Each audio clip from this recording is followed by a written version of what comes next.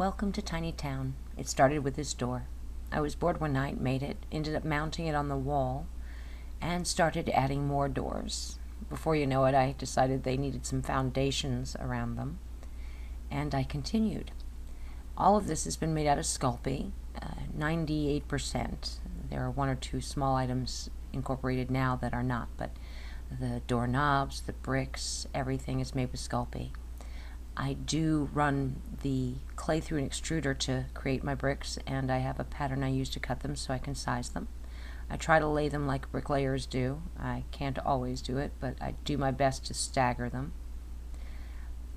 I had to add doors, and I've also started adding additional things like little parks and a general store. My little tiny town is the home of fairies, gnomes, and woodland creatures, I decided. The nice thing is the fairies don't even need a door handle. They can actually go through the little portals. So the fairy condo is nothing but portal entries, and you can't see where the front door is. This is not perfect scale, but I've been having a fun time doing it. The only things that are not actually made from Sculpey, there's a couple of little stickers from a scrapbook collection in there, and I also, when I created the church, used a stained glass window piece from a scrapbook collection. I, of course, had to attach that after I made the church, but I wanted everyone, even kiddies, to feel welcome. And there's the church. If you notice, it's multi-denominational. That was to welcome everyone.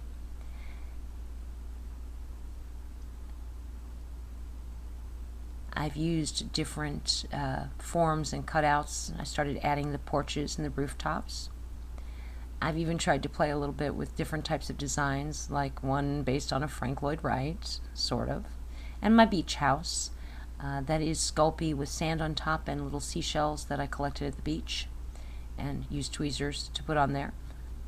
My little log cabin home actually baked and looked almost like it was brown, dark brown. It lightened up some, but didn't work out quite well, but that was in the first stages. Evidently, when you mix Sculpey for wood, it can get a little crazy. I've now used Sculpey for all kinds of things, including a short film. The opener of the short film, I made the farmer out of clay. We had to have cotton fields, so I was able to do the cotton growth from the little buds through to the plants. I made all of it out of Sculpey. I even used real cotton and made the pods for the cotton out of Sculpey, and then mounted them on the Sculpey branches. A lot of the accessories and almost all of the equipment in the warehouse is made out of Sculpey. I love my door. My favorite is this break room window here. That's translucent Sculpey sandwiched between regular Sculpey with a photograph behind it. My little socks are made of Sculpey. The table is also Sculpey. It was made out of a silver color that would match that little toy railing. But the chairs, the spinning wheels, the sock loom, every bit is made out of Sculpey.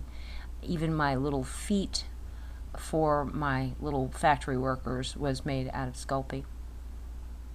I also use Sculpey in Fumo and Primo for other things. I have made jewelry from Sculpey, which I spent a lot of hours in doing. A little wall hanging of a frog. I have made toppers for wine bottles, table scape toppers. The roses that you see, there's a tutorial on that. I'll put a link for it. I made an ornament for a friend, and I've started playing with little food. I'll include some links to some of the really cool YouTubers I have been watching who make charms and little miniature foods that I've been learning from. Just love watching y'all's tutorials. Thank you so much. I'm learning so much. And later I'll show you what I'm doing with the food. But in the meantime, Tiny Town is still building, and I will show you more down the line. MicheleMidnight out.